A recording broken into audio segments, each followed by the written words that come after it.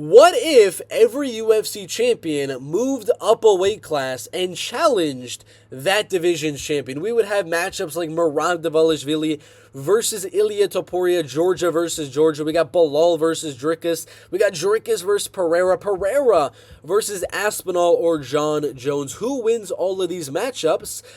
That's basically what we're going to be discussing today. We're going to start with the flyweight division, move up to the heavyweight division, and predict, basically, can Alessandro become a double champ? Can Merab become a double champion? First is going to be Pantoja versus Merab. Who wins that matchup? And it is actually a decently close matchup in the bantamweight division. Pantoja isn't a massive flyweight. Merab isn't a massive bantamweight. There's obviously going to be that size advantage for Merab, the cardio advantage for Merab, the wrestling advantage for Merab, but the grappling and jiu-jitsu for Pantoja, the volume on the feet is very even between both guys. Neither guy is an amazing boxer, is an amazing kickboxer, an amazing striker.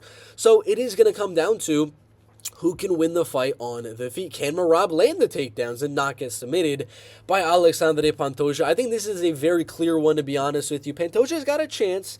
Pantoja does have a chance if he's able to defend the takedowns and make this one a striking matchup. You know, he's got a chance. He's got great grappling in his own right, so if he can defend, he could win it on the feet, but I don't believe he will be able to. Like a lot of an opponents for Dvalishvili, you're just not able to defend. You'll defend a few, but eventually you'll get taken down. 5 rounds, Pantoja, Merab. Merab is going to use that size, going to use that strength to get Pantoja down multiple times. I think he wins it. I don't think he finishes Alexandre Pantoja, of course. I think it goes all the way. I think Pantoja maybe wins a round where he's able to defend and land some good strikes. But 49-46, Merab Dvalishvili. Then we got Merab moving up to featherweight. Now, this is a tough one. No, it's not. No, it's not. Ilia Topuria versus Merab Dvalishvili is a easy prediction for me. In the featherweight division, Ilia is so much bigger, just mass-wise, than Merab Dvalishvili. He's the better striker, better boxer. And he's got great wrestling and grappling in his own right. He will defend Merab's takedowns and just batter Merab on the feet with punches. We saw what Merab looked like against Marlon Moraes. We saw what Merab will look like when he's getting hit with big shots and when his opponent's able to defend his takedowns and land good boxing combinations. It's not too good for Merab Dvalishvili. I do believe Ilia will do enough to finish Merab should they fight. If Merab moves up, I think Ilia knocks him out in round 2, round number 3. He will survive for a little bit, show his heart, show his toughness, his grittiness, but Ilia knocks him out. Ilia, round number 2, round number 3, TKO against Merab Dvalishvili. It's a very tough matchup. Merab against Volkanovski, against Holloway, Lopez, Movsar. These are matchups I think there's paths to victory for Merab, but Ilia, stylistically, is just not a good fight. Ilia versus Islam Makhachev. Ilia moving up. This is a 50-50, very close fight that I do believe can go either way. Obviously, Islam has the kicking advantage. He is taller. He is lengthier. He's got good wrestling, good grappling. I don't believe he out-wrestles and out-grapples and dominates Ilia Topuria on the ground, but he should be able to mix in a takedown or two on Ilia Topuria for sure.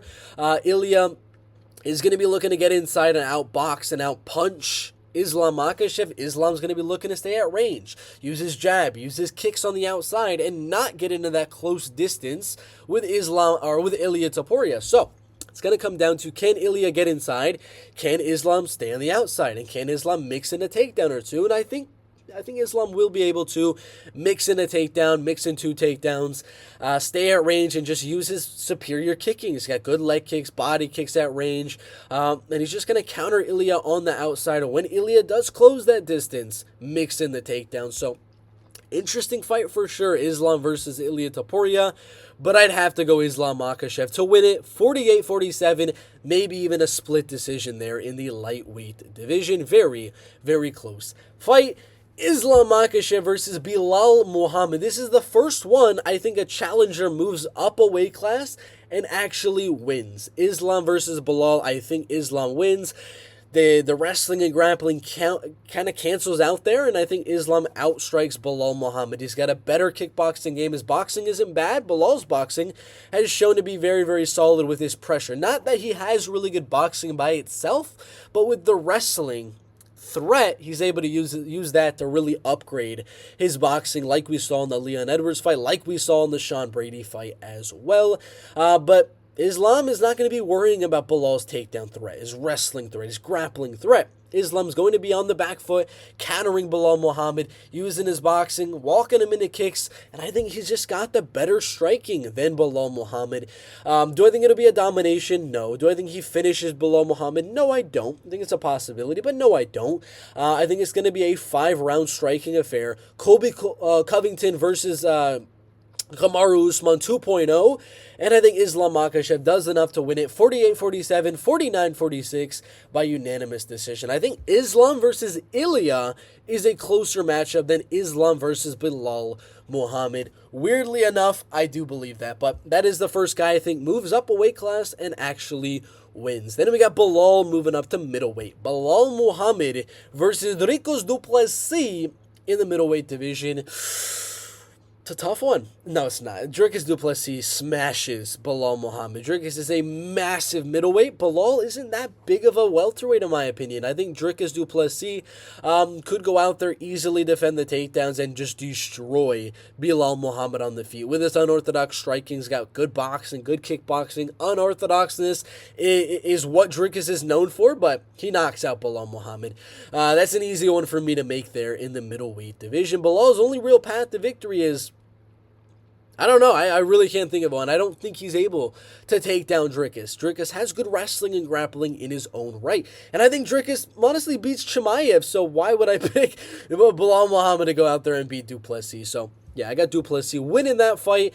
I would say finish. TKO round 3, round 4. Alex Pereira versus Dricus in the light heavyweight division. We did see Dricus call out Alex Pereira to fight following his victory over Sean Strickland. Alex Pereira agreed. He said after his fight with Magomed Ankalaev, I would be totally down to do me versus you for the light heavyweight belt, considering, well, you know, Alex would have kind of cleared out the light heavyweight division, beating number 1, 2, number 3, number 4. Rakic losing to number 2. Ulberg being there as yes, another contender, but there's no guarantee he beats Jan Blachowicz in March. So, you know, if Alex Pereira beats Ankalaev, if, you know, Dricus beats Hamza Chimaev, there's a very, very good chance we could do Dricus versus Alex Pereira. And I know what you're going to say. Well, Imavov is there. Yes, I know. Dricus could fight Imavov as well. But it would be a massive, massive money fight. Dricus versus Alex Pereira. A huge fight to make in that light heavyweight division. I don't know. It's a tough one because Dricus has that unorthodoxness. He's got a good chin. He's got good grappling and wrestling to mix in on Alex Pereira. I will go Alex Pereira by finish. Let's go by finish. In the later rounds, round 3, round 4, it's kind of like the Khalil Roundtree fight where Alex is maybe losing the early rounds, where Dricus is able to mix in a takedown or two and land those unorthodox strikes towards the later portions of the fight. I think Pereira is going to find that range and find that chin of Dricus. Dricus got a good chin, but I think it folds here against Alex Pereira. I'm going to go Alex Pereira round 4 TKO.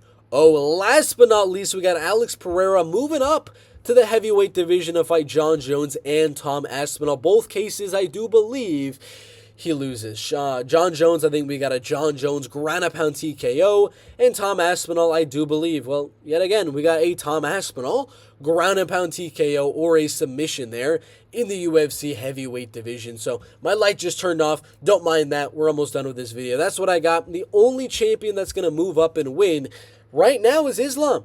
Number 2 would have to be Ilia Topuria moving up. Maybe Dricus moving up. He's got a good shot there. Other than that, there's not a lot of good possibilities I can see from a champion moving up to the next weight class and winning the belt. So we shall see if any of these fights actually happen. But comment down below your predictions for these fights. And yeah, thanks for watching. Like and subscribe. We'll see you in the next one.